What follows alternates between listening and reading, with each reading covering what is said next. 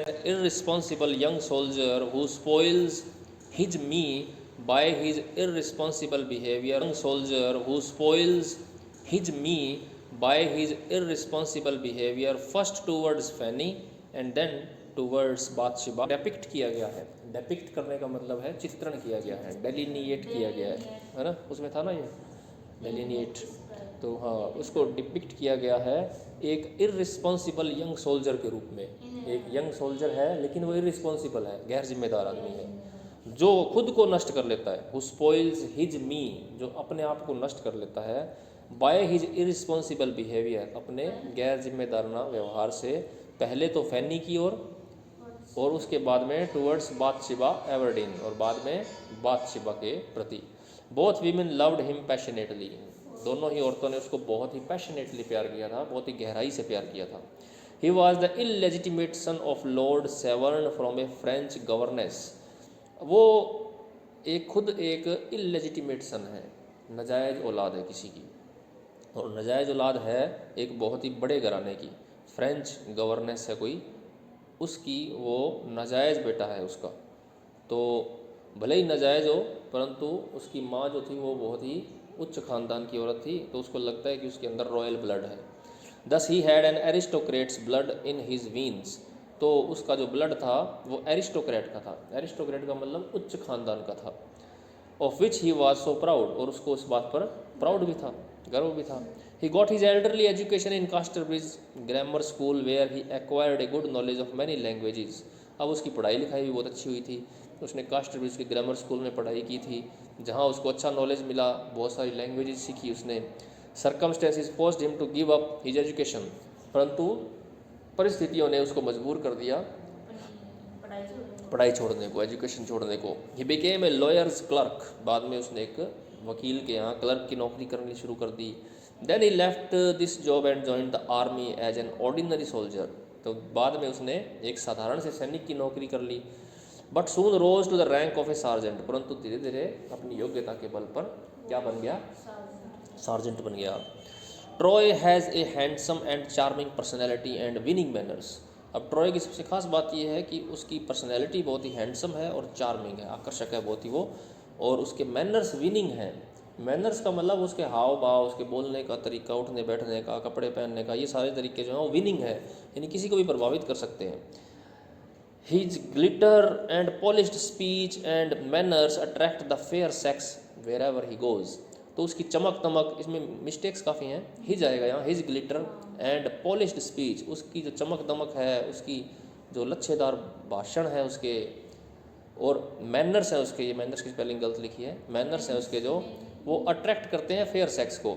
Fair sex बोलते हैं औरतों को, तो वो औरतों को अट्रैक्ट करते हैं वेर एवर ही गोज़, जहाँ भी वो जाता है, तो अपनी पर्सनैलिटी से वो मतलब औरतों को इम्प्रेस कर देता है। ही इज ए फाइन कन्वर्सेशनलिस्ट, वो बातचीत करने में बहुत ही निपुण है। कन्वर्सेशनलिस्ट होता है बातचीत करने वाला, हाँ गिफ्ट ऑफ गैब है उसके अंदर। He is a very lively and delicate in his talk with women, जब वो औरतों से बात करता है तो बहुत ही लाइवली होता है और डेलिकेट होता है। डेलिकेट का मतलब सॉफ्ट होता है, लाइवली का मतलब ऊर्जावान होता है, जिंदा दिल होता है, डेलिकेट होता है कोमल वैसे तो। Bathsheba pays a tribute to his fine manner of talking when she says, Bathsheba उसके जो फाइन मैनर्स हैं बातचीत करने के, उसको इस तरह से तारीफ़ करती है। पे ट्रिब्यूट का मतलब है उसकी तारीफ़ करती है। If you can only fight half as winningly as you can talk, you are able to make a pleasure of a bayonet sword, वो कहते हैं कि अगर तुम जिस तरह से बात करते हो, जितनी मधुरता से, जितनी अच्छे से तुम बात कर लेते हो, अगर उसी तरीके से तुम लड़ो तो तुम्हारा कोई मुकाबला नहीं है फिर, यानी तुम जितने अच्छे से बात करके सामने वाले को इम्प्रेस कर लेते हो ना, अगर यही चीज़ क्वालिटी तुम्हारी लड़ाई में आ जाए ना तो तुम्हारा कोई जवाब नहीं हो। ये लास्ट में लिखा ना बेयोनेट स्वॉर्ड, बेयोनेट एक चाकू होता है जो बंदूक के आगे लगाया जाता है। कभी कभी मान लो दुश्मन एकदम नज़दीक आ जाता है ना, तो फिर उसको गोली ना मार करके वो बंदूक के लगा आगे चाकू ही वही घुसा देते हैं उसके अंदर। तो बेयोनेट स्वॉर्ड का मतलब यही है कि तलवार की धार तुम्हारी और तीखी हो सकती है, दोनों चीज़ हो तो वो शांति वार्ता में भी काम आएगा, नहीं, वो उसका कहने का मतलब ये है कि तुम्हारे जो बोलने के तरीके हैं ना उससे इम्प्रेस करने के, अगर इसका आधा भी तुम्हारी लड़ाई वाले में चला जाए ना तो तुम बहुत ज़्यादा घातक सिद्ध हो सकते हो। तो कहने का मतलब तुम्हारा जो बोलने का तरीका है वो बहुत अच्छा है। He has extraordinary skill in flattering woman, तो वुमन को फ्लैटर करने में उसके स्किल बड़े एक्स्ट्रा ऑर्डिनरी हैं। फ्लैटर मतलब चापलूसी करना।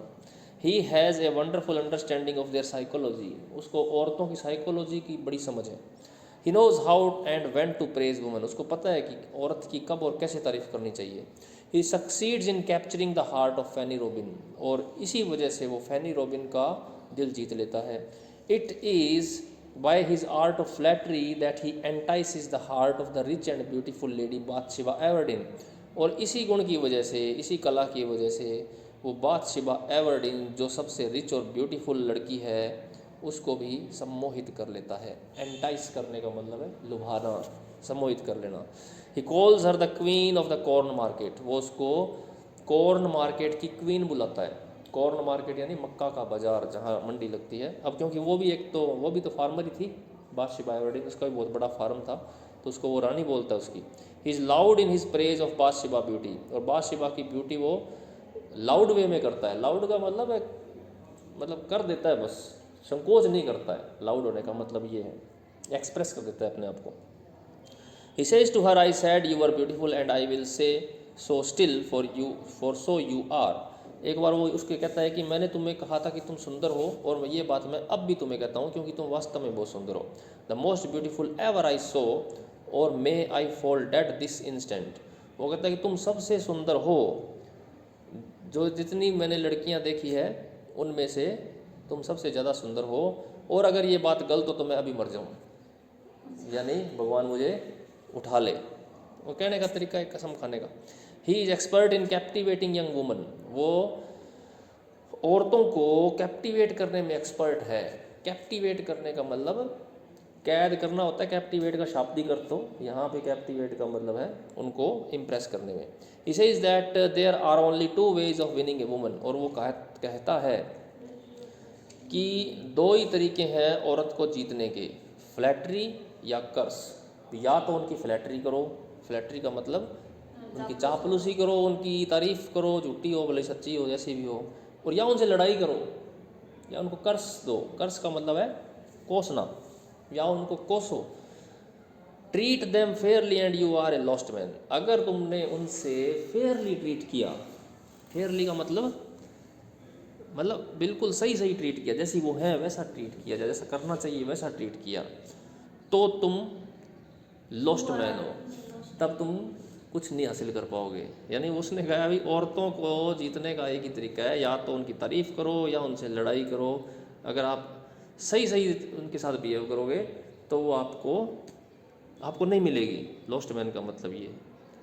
He is moderately truthful towards man but towards women he lies most easily, आदमियों के प्रति तो वो बड़ा ट्रूथफुल है, आदमियों से जब वो बातें करता है तो सही सही करता है, लेकिन जब औरतों की बात आती है तो वहाँ वो खुल के फेंकता है, खूब गप मारता है उनको इम्प्रेस करने के लिए।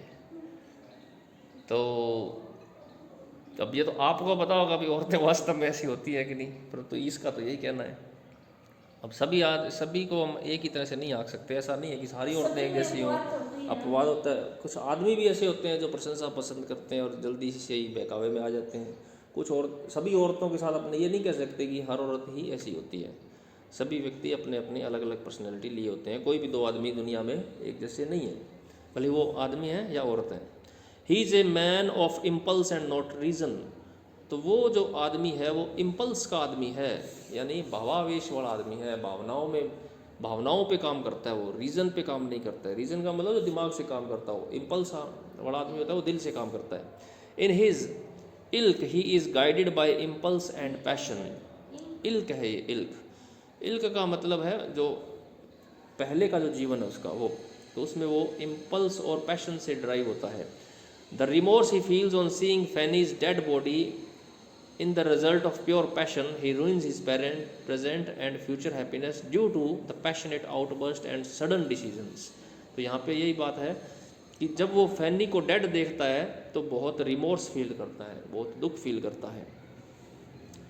और ये उसका प्योर पैशन होता है। जब वो फैनी को देख करके, उसकी डेड बॉडी को देख करके जब वो बहुत गुस्सा या बहुत ही दुखी होता है, तो वहाँ पर वो उसका प्योर पैशन है। प्योर का मतलब उसमें कोई छुपा दिखावा नहीं छुपा हुआ था, वो वास्तव की फीलिंग थी उसकी। और वो अपने प्रेजेंट और अपने फ्यूचर को बर्बाद कर लेता है अपने इसी पैशनेट आउटबर्स्ट और सडन डिसीजन के कारण, कि उसमें ना वो दिमाग नहीं लगाता, वो दिल से काम करता है। अब फैनी को जब उसने डेड देखा तो बस वो अपने आप को रोक नहीं पाया, उसको ध्यान में रखना चाहिए था कि अब उसकी शादी हो चुकी है उसके साथ, बादशिबा के साथ, और अब वो फैनी के प्रति अपना प्यार दिखा रहा है, तो बादशिबा पे क्या गुजरेगी। परंतु नहीं, वो अपने इमोशंस को काबू नहीं कर पाता। उसके अंदर उसके दिमाग में आया ऐसा कि फैनी को वास्तव में वो प्यार करता था, तो वो उसको शो कर दिया उसने उसी टाइम में। His love for Bathsheba is not based on true feelings और लव फॉर हर। अब वो बादशिबा को सच्चा प्यार नहीं करता है, it is mere passion and attraction for her physical charm and money. ये सिर्फ उसका अट्रैक्शन और पैशन है उसके फिजिकल चार्म पे, क्योंकि वो सुंदर है शारीरिक रूप से, और दूसरा वो धनी है, इसलिए वो उससे अट्रैक्टेड है। There is no sincerity in his love for Bathsheba. Bathsheba के प्रति उसके दिल में सिंसियरिटी नहीं है, ईमानदारी नहीं है बिल्कुल भी उसके प्यार में। He makes this very plain when he sees Fanny Robin's dead body. और ये बात वो बिल्कुल सही साबित कर देता है जब वो फैनी रॉबिन्स की डेड बॉडी को देखता है। His attitude towards Bathsheba becomes very clear when he utters these word. और बादशिबा को जब वो ये बातें बोलता है तो उसका एटीट्यूड बादशिबा के प्रति क्या है ये बिल्कुल क्लियर हो जाता है। If Satan had not tempted me with that face of yours and those cursed coquetries I should have married her. वो कहता है कि अगर शैतान मुझे नहीं ललचाता तुम्हारे इस सुंदर चेहरे की ओर, और तुम्हारे ये जो अंदाज थे, कोकेटरीज होते हैं लड़कियों के वो अंदाज जो लड़कों को पसंद आते हैं, उनको कोकेटरीज बोलते हैं।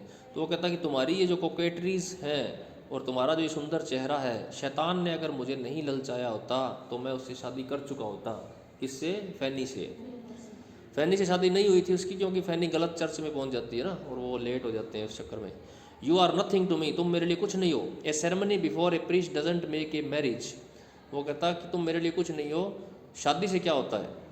शादी करने से कुछ नहीं होता, वो तो एक सिर्फ सेरेमनी है जो पुजारी करता है।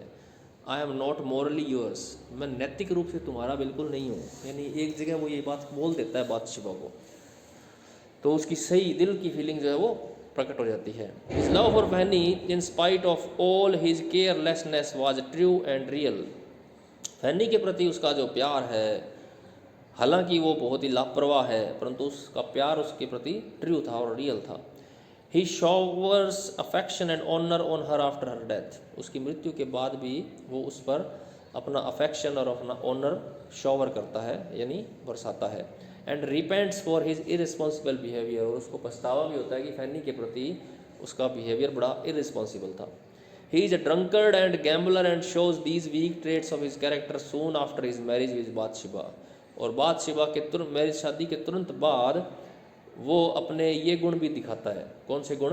कि वो ड्रंकर्ड है, पियक्कड़ है, और गैम्बलर भी है, और जुआरी भी है। He has a spirit for adventures। Adventure उसके बहुत पसंद है। एडवेंचर होते हैं साहसिक कारनामे, ऐसे काम करना जिनमें हिम्मत की जरूरत होती है। It is because of this trait that he leaves Bathsheba house for Fanny's tragedy and wanders in a foreign land and then comes back to England and joins a travelling circus company. और उसके इसी गुण की वजह से ही वो बादशिबा का घर छोड़ देता है जब फैनी मर जाती है, और वो कई दिनों तक विदेशों में भटकता रहता है, और कई दिनों बाद इंग्लैंड आता है, और इंग्लैंड में आकर के वो एक ट्रैवलिंग सर्कस कंपनी को भी ज्वाइन कर लेता है। For all his faults he is a man of many different kinds of talents and makes good use of them in times of need. भले ही उसके कितने ही फॉल्ट हो, परंतु वो एक ऐसा आदमी है जिसमें बहुत सारे टैलेंट है, और वो अपने टैलेंट का उपयोग भी करता है कई समय। रोनाल्ड ब्ले कमेंट करता है, sergeant Roy lakhs all understanding of time. Sergeant Roy time की समझ नहीं है सार्जेंट रॉय के अंदर। लैक का मतलब कमी है उसमें। He exists in a brilliant immediacy with which either dazzles those caught up in the inexorable time patterns of, ये कुछ मिसप्रिंट हुआ है, or make them suspicion of him. He seizes upon Fanny's unpunctuality as an excuse to abandon her at the altar, and his arrival into Bathsheba's life is so instantaneously bright as to overthrow the black country night with the effect of a fairy transformation. तो यहाँ पे यह बताया गया है कि फैनी के साथ वो शादी नहीं कर पाता है क्योंकि फैनी लेट हो जाती है, और उस मौके का फ़ायदा वो बादशिबा के साथ शादी करने में उठा लेता है। उसका वो फ़ायदा उठा लेता है कि फैनी से शादी ना होती हो तो बादशिबा से शादी कर लेता है। Troy was to darkness what the sound of a trumpet is to silence. Troy अंधेरे के लिए वही चीज़ था जो साइलेंस के लिए एक ट्रम्पेट होता है, यानी जब चुप्पी होती है तो ट्रम्पेट क्या काम करता है, चुप्पी को तोड़ देता है। तो ट्रॉय वही काम डार्कनेस के लिए करता था, अंधेरे में वो उजाले का काम करता था। ओके।